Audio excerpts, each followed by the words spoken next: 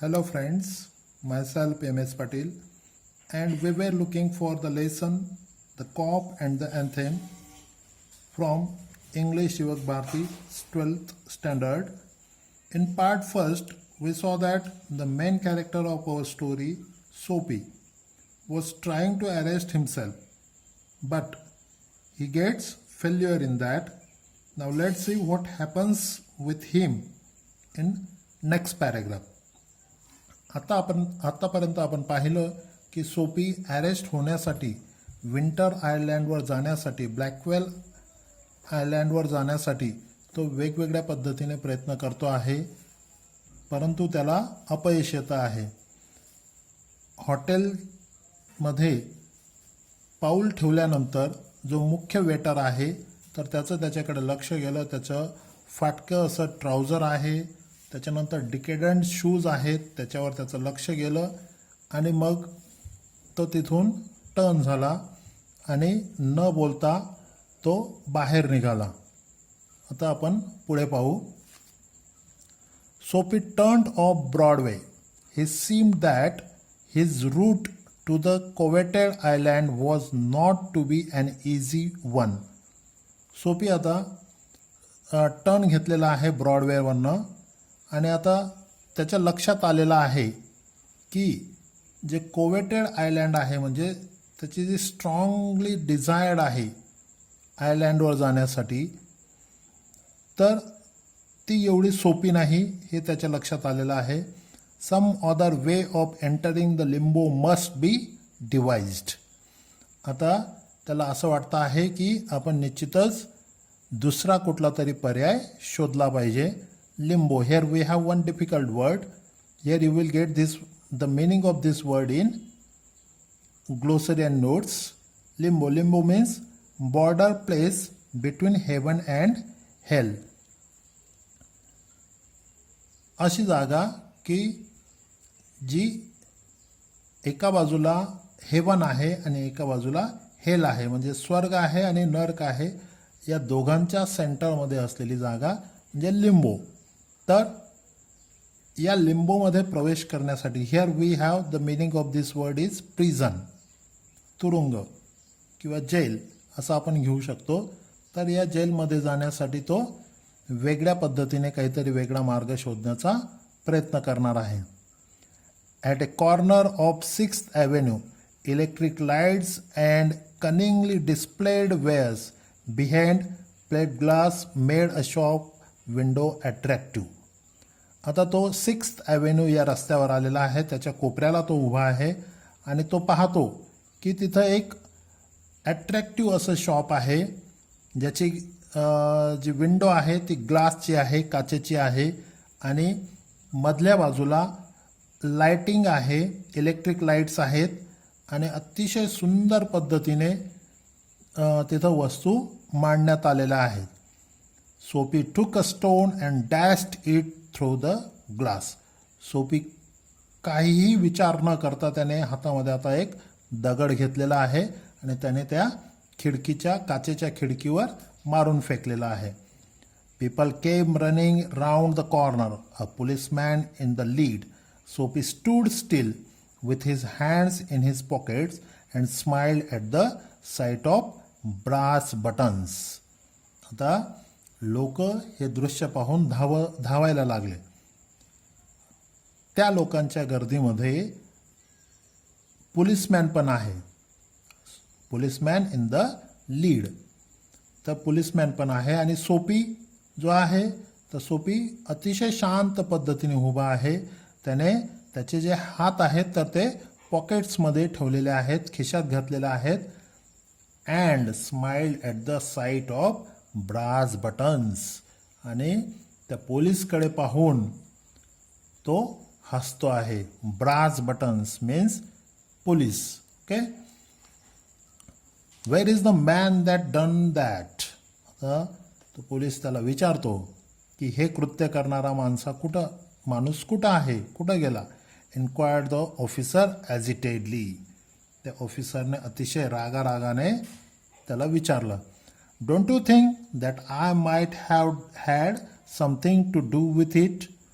तुम्हाला असं नाही वाटत का की मी हे केलं असेल. सेड सोपी. सोपी म्हणाला with a friendly voice as one greats good Fortune. आता अतिशय नम्रतेने मैत्रीच्या सुरामध्ये तो त्या पोलीस ऑफिसरला असा म्हटलेला आहे आणि त्याला असं जाणवतं आहे, सोपीला असं जाणवतं आहे की त्याचं आता नशीब जे उजळणार आहे. द पोलीसमॅन रिफ्यूज टू ॲक्सेप्ट सोपी even as a clue. But see the misfortune of सोपी. पोलीसमॅन रिफ्यूज टू ॲक्सेप्ट सोपी इवन ॲज अ क्ल्यू. परंतु तो जो पोलीसमॅन आहे तर त्याने पूर्णतः सोपीकडे दुर्लक्ष केलेलं आहे. त्याने त्याच्याकडे क्ल्यू म्हणून देखील पाहिलेलं नाही. Men who smash windows do not remain to chat with the police. Yeah that was the reason. जे माणसं किंवा ज्या माणसाने दगड मारून फेकलेला असेल या काचेच्या विंडोवर तर तो निश्चितच पोलीस सोबत बोलत उभा राहू शकत नाही. They take to their heels. तो निश्चितच इथून पळत निघाला असेल, त्याने पळ काढला असेल. The policeman saw a man half away down the block running to catch a car.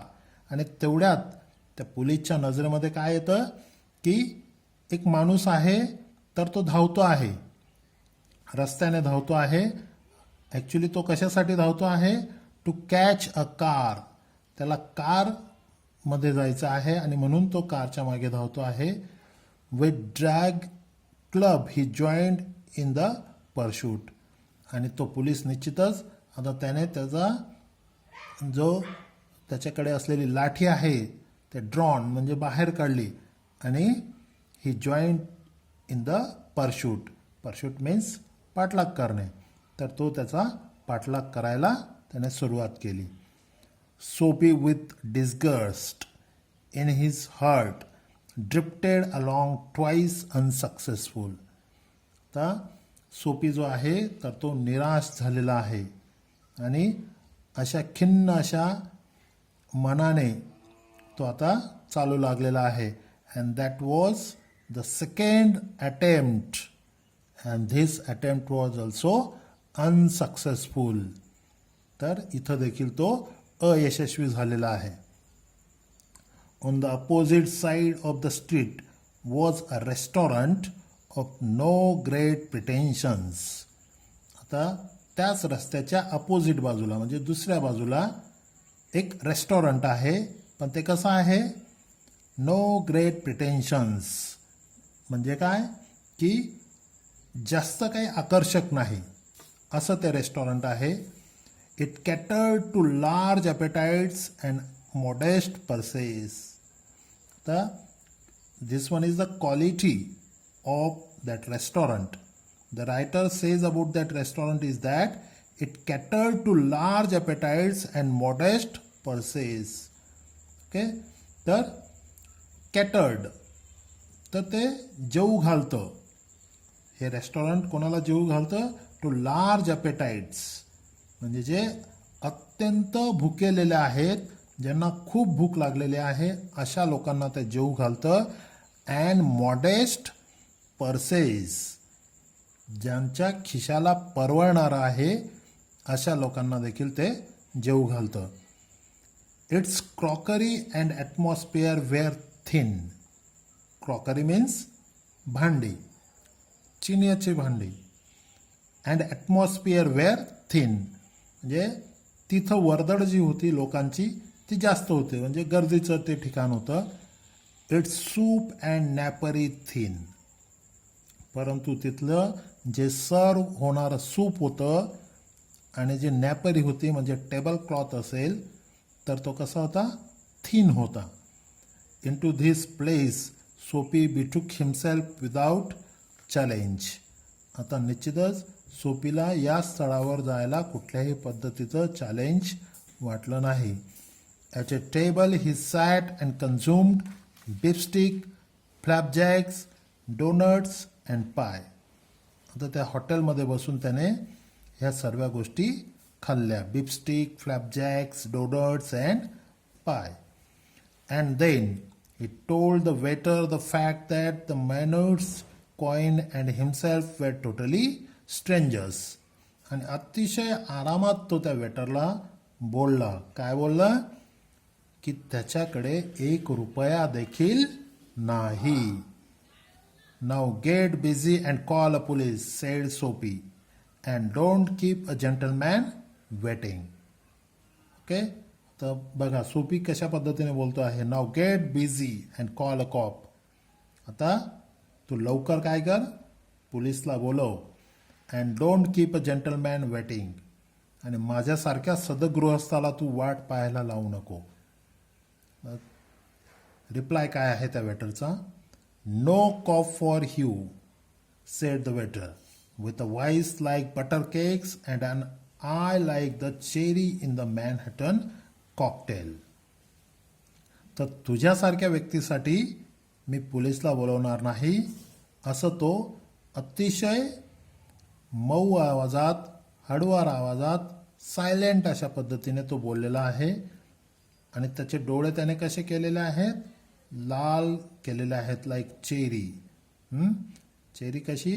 Manhattan cocktail, कॉकटेलमध्ये असलेली जी चेरी आहे, तर त्या पद्धतीने त्याचे डोळे केलेले आहेत. आणि तो दुसऱ्या वेटरला बोलवतो. हे कॉन नावाचा वेटर आहे, त्याला त्याने बोलवलं. Neatly upon his left ear on the callous pavement 2 waiters pitched Soapy. आणि आता व्यवस्थित पद्धतीने त्या वेटर्सने काय केलेलं आहे? त्याचा कान पकडलेला आहे, लेफ्ट कान पकडलेला आहे. आणि कॅलस पेवमेंटवर त्याला आदळलेलं आहे. कडक अशा पेवमेंटवर, फुटपाथवर त्याला आदळलेलं आहे. Callous means very hard and pitched म्हणजे थ्रू. अतिशय कडक अशा म्हणजे कॉन्क्रीटच्या अशा फुटपाथवर त्याला त्यांनी फेकलेलं आहे, आदळलेलं आहे. He arose joint by joint. आता तो उभा राहिला, सोपी उभा राहिला, पण कसा? Joint by joint. आता तो हळुवार पद्धतीने जे तो उभा राहतो आहे, उभा राहण्याचा प्रयत्न करतो आहे. See the page number 30.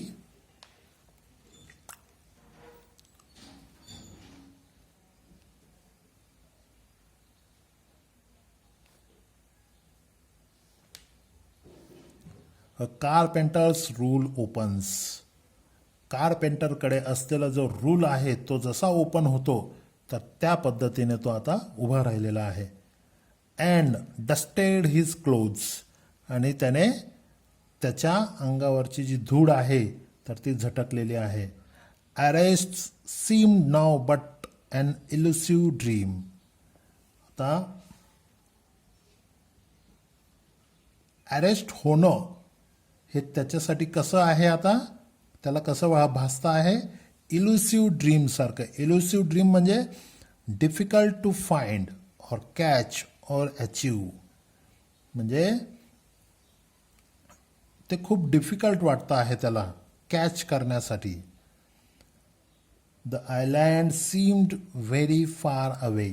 A policeman who stood before a drug store 2 doors away laughed and walked down the street. आता 2 दुकानं सोडूनच तिथं एक पोलिसमॅन उभा होता. तर त्याने हे सर्व दृश्य पाहिलं आणि त्याने त्याच्याकडे पाहून तो हसला आणि तिथून तो चालला गेला. Soapy was seized with a sudden fear that some dreadful enchantment had rendered him immune to arrest. सोपीला असं आता जाणवतं आहे की निश्चितच एखादी काहीतरी जादू असेल की जी त्याला अरेस्ट होण्यापासून वाचवते आहे. He was in a state of panic, and when he came upon another policeman longing grandly in front of a glittering theater, he caught at the immediate straw of disorderly conduct. Just see the next attempt done by सोपी. आता तो अतिशय panic झालेला आहे आणि अशा panic असलेल्या मूडमध्ये तो पुढे येतो आणि तो पाहतो की तिथं एक पोलिसमॅन उभा आहे. कुठं आहे? Policeman near to the glittering theatre. अतिशय भव्य दिव्य असं एक थिएटर आहे आणि त्या थिएटरजवळ एक पोलिसमॅन अतिशय शांतपणे उभा आहे. आणि तो आता सोपी आता त्याचं लक्ष वेधून घेण्यासाठी, त्या पोलिसमॅनचं लक्ष वेधून घेण्यासाठी तो आता काय करतो आहे? डिसऑर्डरली कंडक्ट म्हणजे चुकीचं वर्तन तो आता करायला सुरुवात करतो. On the sidewalk Soapy began to yell drunken gibberish at the top of his harsh voice. आणि साइडवॉकवर म्हणजे त्या फुटपाथवर सोपीने सुरुवात केली. एल ड्रंकन पिलेल्या व्यक्तीसारखं म्हणजे दारुड्यासारखं. Gibberish at the top of his harsh voice. तो बेधुंदपणे अर्थ नसलेला असे काही वाक्य जोरजोराने बोलतो आहे, ओरडतो आहे. हे डान्स, तो नाचतो आहे. Howled, raved and otherwise disturb the skies. आणि तिथलं एकंदरीत पूर्ण वातावरण तो मोठमोठ्याने आरोड्या मारून डिस्टर्ब करण्याचा प्रयत्न करतो आहे.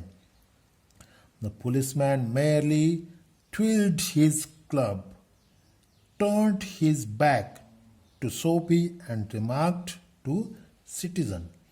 आता तिथं उभा असलेला जो पोलिसमॅन आहे त्याने हे सर्व पाहिलं, परंतु तो त्याच्याकडे पाठ करून उभा राहिला आणि तो लोकांना सांगू लागला.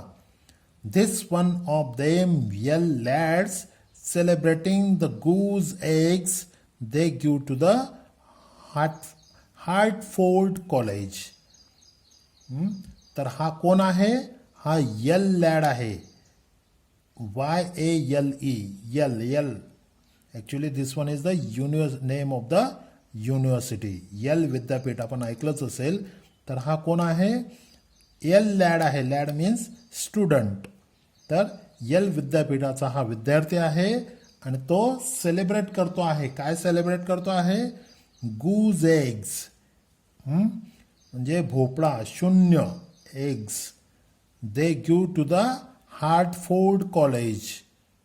तर हार्टफोर्ड कॉलेज आणि यल विद्यापीठ या मुलांमध्ये मॅच होती आणि त्या मॅचमध्ये यल विद्यापीठाच्या विद्यार्थ्यांनी हार्टफोर्ड कॉलेजच्या विद्यार्थ्यांना एकही गोल करू दिलेलं नाही. 0 गोलवर ते हारलेले आहेत आणि म्हणून यल विद्यापीठाचे मुलं जे आहेत तर ते सेलिब्रेट करत आहेत आणि त्यांच्याचपैकी हा एक आहे. आणि म्हणून तो कसा आहे? नॉइझी आहे, बरोबर, बट नो हार्म. परंतु त्याच्यापासून आपल्याला काहीही त्रास नाही.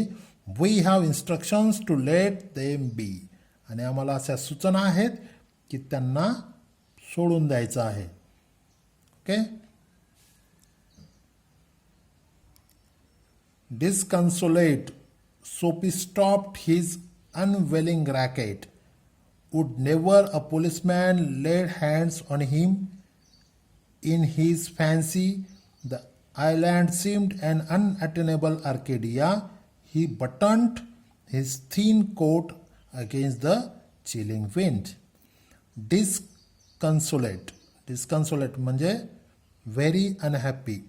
आता तो खूप निराश झालेला आहे, दुःखी झालेला आहे आणि त्याला असं वाटतं आहे की आपल्याला कुठलाच पोलिसमॅन आता पकडणार नाही का, अशा विवंचनेमध्ये, अशा चिंतेमध्ये तो आता चालतो आहे.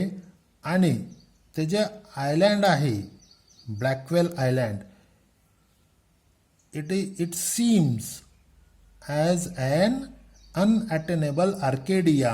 आर्केडिया म्हणजे नंदनवन.